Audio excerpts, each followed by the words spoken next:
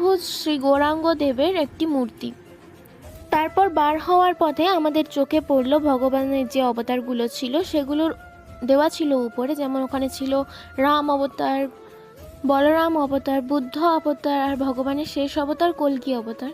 সেগুলো সব কিছু ছিল, আরও অনেক কিছু ছিল। ওগুলো দেখতে দেখতে আমরা এখানকার আনন্দ উপভোগ করে চলে এলাম লঞ্চ ঘাটে। আর এই যে জায়গাটা দেখছো, এটা হচ্ছে লঞ্চ ঘাট। এখান থেকে আমরা যাব এই লঞ্চটাতে করে নবদ্বীপ।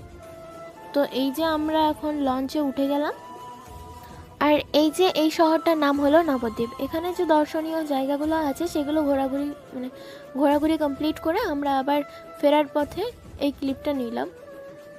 তো এই যে আমাদের লঞ্চটা এখন স্টার্ট হয়নি, এবার হবে। আর এই যে জায়গাটা দেখছো, এটা হলো হুগলি আর জলঙ্গি নদীর মিলনস্থল, যেটা আমি আসার সময় নিতে ভুলে গিয়েছিলাম। তারপর রাত্রে খাওয়া দাওয়া শেষ করে বাসে উঠে গেলাম, আর এখানেই শেষ হলো আমার মায়াপুরের ব্লগ।